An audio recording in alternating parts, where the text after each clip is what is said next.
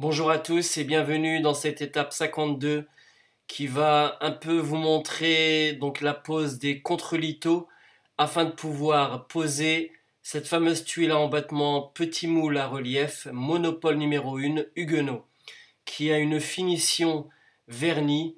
Vous verrez dans les étapes prochaines, c'est vraiment une tuile magnifique. D'ailleurs, je vous la conseille. C'est une tuile naturelle et donc avec un rendu final extraordinaire. La raison pour laquelle j'ai choisi donc la tuile en terre cuite, vernie, c'est pour la simple raison que il n'y a pas photo avec celle de qu'on vous vend avec les constructeurs, c'est-à-dire les tuiles béton. Elle est poreuse, elle est moche, elle prend vite la verdure, elle devient verte, etc. Donc c'est vraiment pas beau à voir. Et donc tout simplement le rendu final avec une terre cuite vernie est meilleur. Mais avant tout, place à la distraction, un petit passage de mes vacances. Roule, elle me dit. Alors cette vidéo, je vais la dédicacer à toutes les personnes qui m'envoient des commentaires. Bien entendu, aux personnes qui m'envoient des commentaires sympathiques et non les autres, bien entendu. C'est une évidence complète. Alors aussi, je voulais simplement vous montrer un peu, j'ai passé une semaine donc à la station de ski Les Saisies sur l'espace Diamant, si pour certains vous connaissez, c'est en Savoie. Alors j'ai passé donc cette semaine-là en famille et notamment avec mon père qui a pu skier avec notre ami Dominique qu'on connaît très bien maintenant.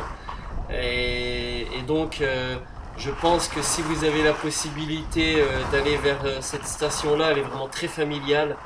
En plus, il y a des pistes qui sont facilement accessibles à des personnes qui ne savent pas skier ou qui n'ont jamais skié. À la fois pour les enfants, c'est vraiment très très bien. C'est une piste familiale. Elle est vraiment, cette station est vraiment magnifique avec diverses activités possibles. Il n'y a pas vraiment besoin d'avoir une expérience forte pour pouvoir skier sur cette station. En plus, vous avez la possibilité de faire l'espace diamant. Il y a plus de 100 km de piste, il faut partir à la journée. Donc c'est vraiment très bien. Donc là, je profite de vous montrer quelques images avec moi là tout de suite en avant-plan. Bien entendu, je lâche pas la GoPro. Mais c'est pour pouvoir vous montrer surtout que même les personnes qui sont, on va dire, un peu âgées sont capables de skier. En tout cas, d'être manipulées pour pouvoir skier. Et là, notamment, c'est mon père qui a près de 95 balais. Et donc voilà. Mais que dire de plus? J'espère que, en tout cas, vous avez passé, vous, de bonnes fêtes de fin d'année. J'espère que l'année 2018 va vous apporter tout ce dont vous rêvez, tout ce dont vous avez besoin. Il ne faut pas oublier une chose, c'est qu'il faut vraiment aller au bout de ses rêves. Il faut vraiment se donner la motivation pour pouvoir réussir à faire ce dont on a envie de faire et ne pas se laisser dépasser par les futilités.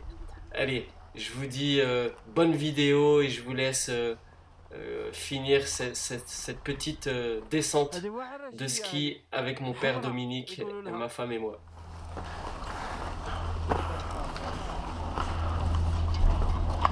Alors sur cette image, je vais vous présenter un peu cette tuile, mais surtout ce qui est important c'est en bas à gauche, là où vous voyez le pan de tuile qui a été monté avec quelques lithos et contre-lithos. Donc en bas à gauche, vous voyez l'image, c'est environ 70 mm juste en bas, qu'il va falloir laisser afin que votre gouttière puisse retomber au milieu de votre tuile, afin d'éviter les débordements d'eau, les projections. Et ensuite, il y a environ 241 mm entre chaque contre-litho. Donc c'est vraiment important. Moi, je vous conseille, c'est de faire un test au préalable. D'ailleurs, le Hbeb et moi, dans la vidéo, on a pris nos mesures du début du pignon jusqu'en haut. Et ensuite, on a marqué chacune de ces mesures-là pour vraiment vérifier que nos tuiles retomberont bien correctement. Voilà. Donc je vous laisse regarder un petit peu N'hésitez pas à faire une pause pour regarder bien cette image. Et là, on va pouvoir commencer en sachant que dès le début, il va falloir mettre le premier litho, bien entendu, qui soit bien droit sur l'ensemble de la longueur de l'habitation. Et donc il va falloir soit tirer un marquage avec votre bleu, soit trouver une autre solution. Comme vous l'avez compris, donc on va poser les lithos, les contre-lithos afin de pouvoir poser nos fameuses tuiles. Chaque tuile est différente. Il y a normalement une spécification pour l'écart, mais bien entendu, vous devez mesurer de bas en haut et de partager afin d'être certain que vous avez bien entendu la dimension correcte pour poser vos fameuses tuiles. Il faut tout d'abord mesurer votre longueur totale, faire une petite vérification pour savoir où vous allez retomber en haut, et ensuite ne pas oublier de laisser les 7 cm de débord de la tuile au niveau de la gouttière afin que la tuile arrive au milieu de la gouttière.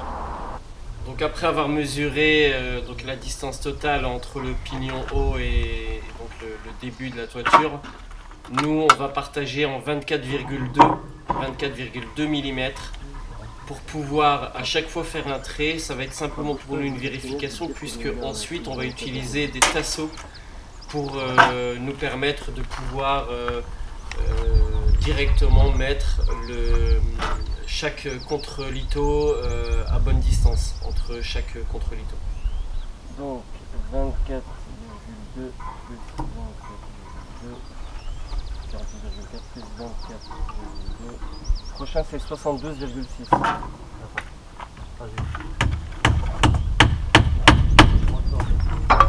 72,6.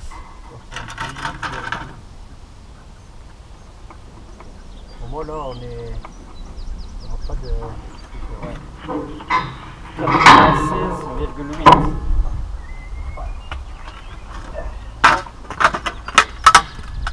96,8. 96,8. Ouais. 121. 121. Ouais. 145,2. 145,2.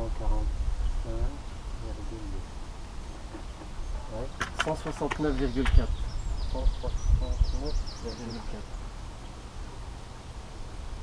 Ouais. 193,6.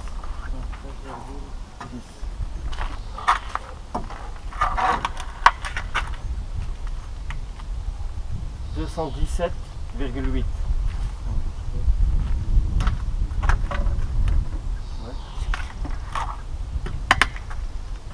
242.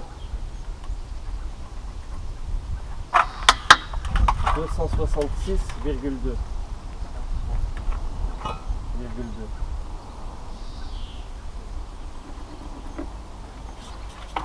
290,4. 290,4. 314,6.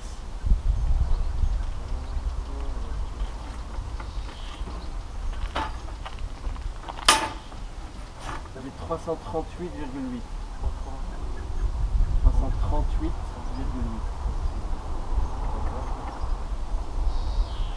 363. Ouais, j'ai fait. 387,2. 387,2. 411,4. Ouais. 435,6. 4 mètres 35,6.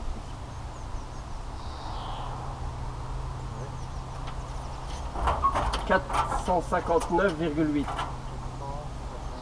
9,8.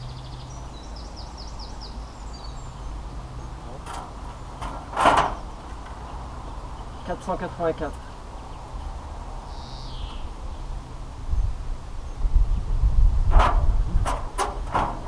508,2. 8,2.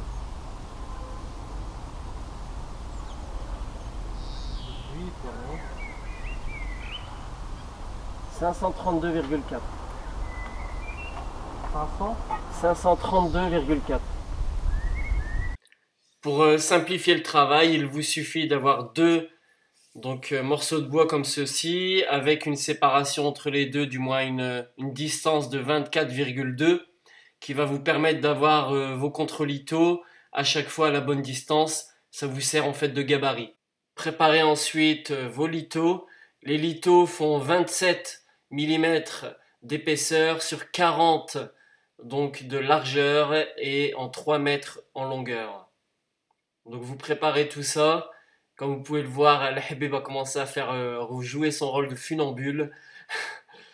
Voilà, alors attention, votre sécurité c'est très important. Et là on va pouvoir commencer la première, sachant que la première latte qu'on pose, elle est bien entendu posée à la même longueur entre le début, c'est-à-dire là où on veut vraiment poser la première, c'est-à-dire pour laisser les 70 mm comme vous l'avez vu sur l'image tout au début. Et donc afin de pouvoir avoir en fait votre toiture qui soit complètement droite, ça c'est vraiment très important.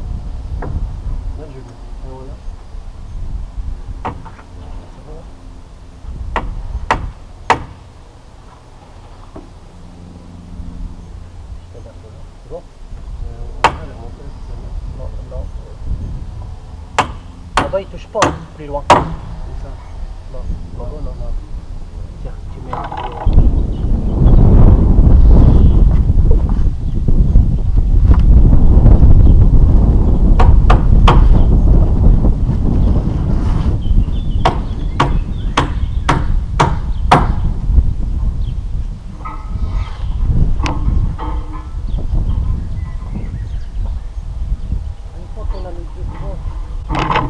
Alors, ne rigolez pas. Là, je vais parler un petit peu. Alors, je sais que certains vont être surpris par ce début de vidéo, mais nous on est pauvres. On n'a ni échafaudage, ni échelle, ni on n'a rien. On n'a rien. On fait même les clous, presque. Les clous, on les a plantés dans la terre pour voir s'il y en a qui vont pousser. Mais ouais, on est des débutants, on n'est pas charpentier, on n'est pas couvreur, on n'est rien du tout. Par contre, on va y arriver. Mais c'est vrai que la sécurité, normalement, ça devrait être primordial. Mais là, malheureusement, la sécurité coûte trop cher. Pas trop les pauvres. Pas trop. On achète le matériel, mais Pas trop les pauvres. pauvres. Bon. Là, on peut faire 2-3 pieds. C'est vrai que je rigole un peu, mais c'est vrai qu'on n'a pas de matos vraiment pour sécuriser le chantier. C'est vraiment le plus important. Regardez bien là par contre le tasseau, où est-ce qu'on le met. Je l'ai déjà posé. L'Habib va faire de même avec le sien et on va poser donc, le litho. Et ça va lui permettre de rester parallèle à la première qui a été posée et bien entendu elles seront toutes alignées.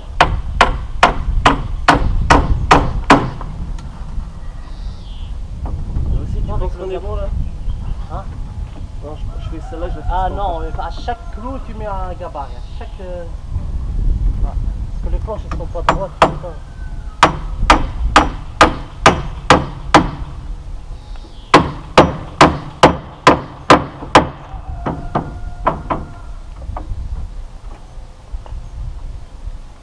Ça, je vais te le faire, le premier.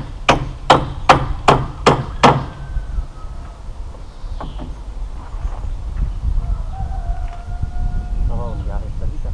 Ouais. Après, tu as encore une note au premier. Mais là, je crois on a. Après, il faut faire l'échafaudage.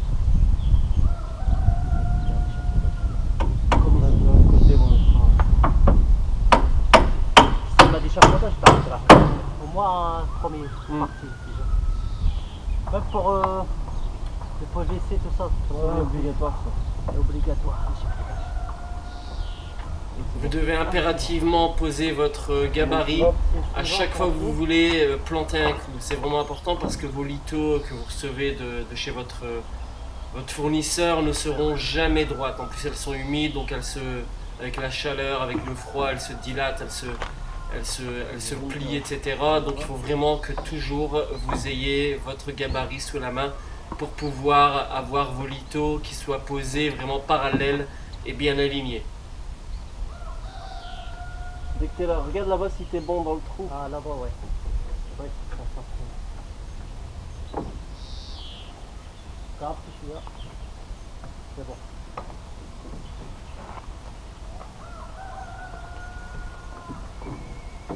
Dès que ton gabarit est mis, tu me le dis. Vas-y, c'est bon, je vais y aller.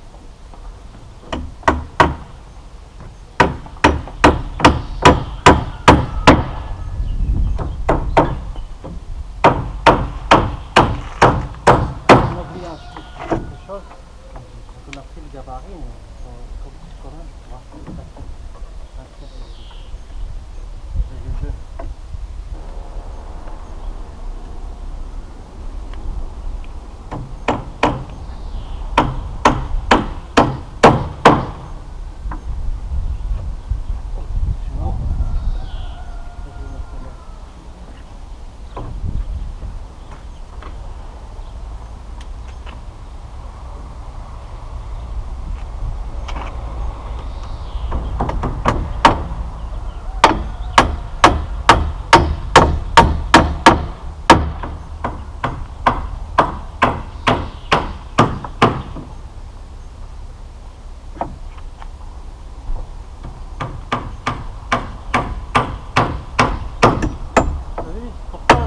Dans le centimètre, c'est mieux. Attends, je vais faire une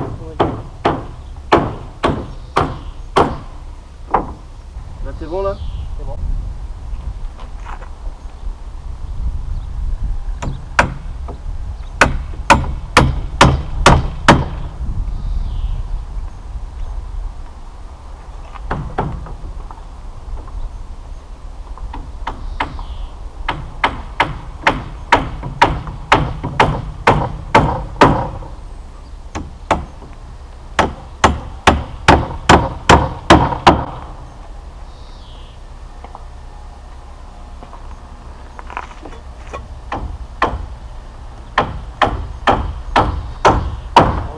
Comme vous pouvez le voir, on prend vraiment notre temps. L'important, c'est de le faire bien, d'essayer tranquillement de s'adapter à ce nouveau travail. Et ensuite, tout va beaucoup plus vite.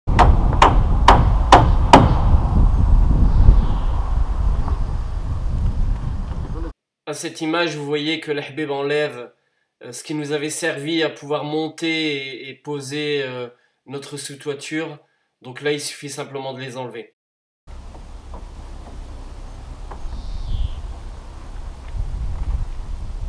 Dès que t'es bon, tu me le dis, c'est ça.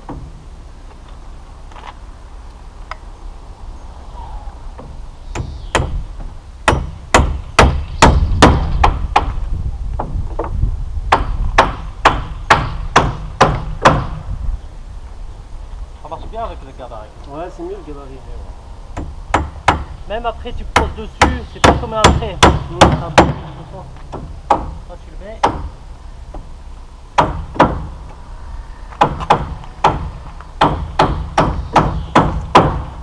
Tu le fais avec quoi? Vaïli? صح qu'est-ce qu'il يشرب هو après il ينساش مرات. Il est bien mais il boit. Il boit.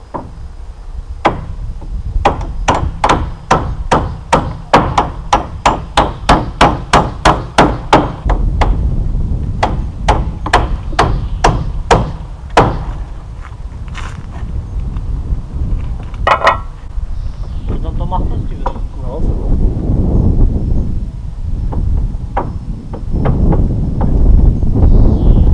Bon.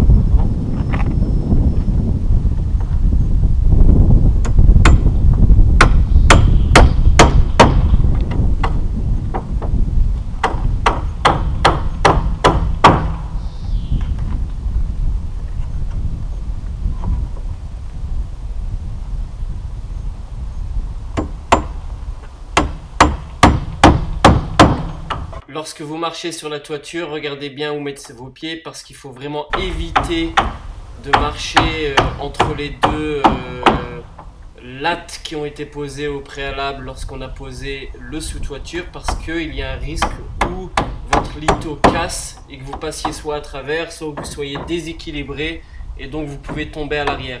C'est pour cette raison que normalement, en façade, il vous faut une sécurité.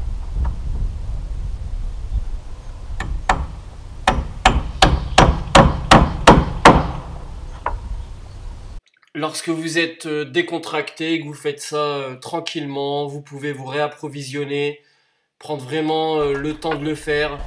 Regardez bien, on vient de débuter là, il y a à peu près 45 minutes parce que j'ai fait des coupures. Et puis ça nous permet aussi de pouvoir vérifier.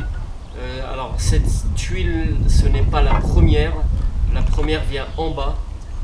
On a simplement commencé à mettre celle-ci pour voir lorsque on commence à monter des tuiles, voir exactement ce que ça peut donner, tout simplement.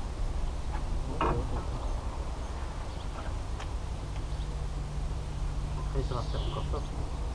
Ouais. Sur l'autre, de devant. On va sur l'autre de devant. Ouais. C'est bon. Hein,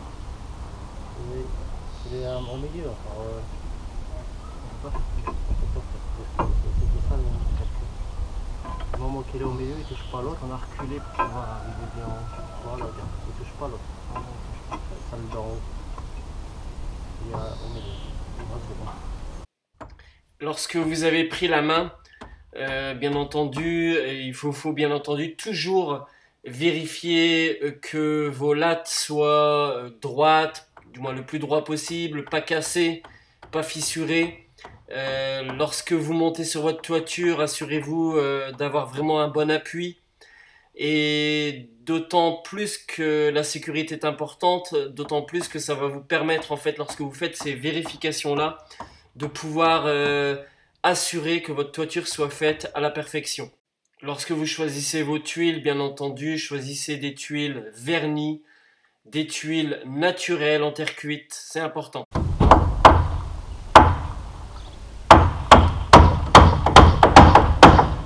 Le coût financier pour l'ensemble des deux toitures, donc des deux habitations, tuiles comprises, litho contre litho, la toiture en complète, hein, c'est-à-dire aussi également les tuiles de rive, tout l'ensemble, vraiment pour compléter la totalité avec le sous-toiture, etc. Ça m'a coûté 9400 €. C'est quasiment rien, surtout que j'ai réussi à avoir des prix assez avantageux.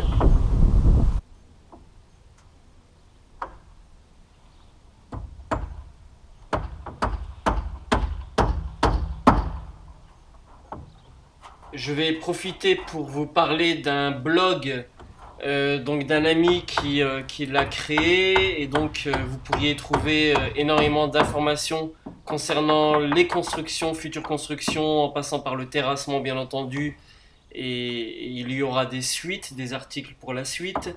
Il s'agit du blog.hamil.fr, je vous le mettrai d'ailleurs dans la barre de commentaires, n'hésitez pas à aller jeter un œil, c'est vraiment quelque chose qui est écrit et qui est vraiment très bien. Et donc je vous le conseille.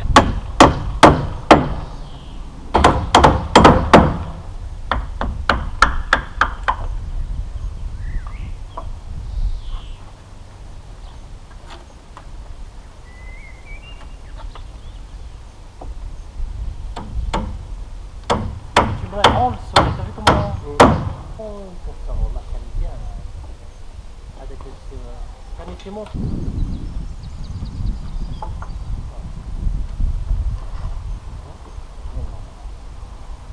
Pour la pose des lithos, bien entendu, il faudra aller jusque la pointe. Vous verrez ensuite dans les prochaines étapes comment pouvoir travailler de sorte à ce que vous puissiez poser vos tuiles à la fois de rive et à la fois au niveau de votre chapeau de toiture. Également, alors n'hésitez pas, c'est à couper en fait soit à la scie, soit à la scie circulaire comme vous allez pouvoir le voir. Donc tout ce qui dépasse de votre toiture, vous n'aurez pas le choix de toute manière. Voilà où nous en sommes au bout d'une bonne matinée. Donc ça avance très très bien. Il suffit maintenant dans un premier temps de couper ce qui dépasse et puis de continuer la fameuse charpente de sorte à ce que les fameuses tuiles puissent être posées. Merci d'avoir visionné cette vidéo, n'hésitez pas à la partager sur les différents réseaux sociaux, n'hésitez pas à me suivre sur Facebook, Instagram et Twitter et je vous dis à bientôt pour la suite.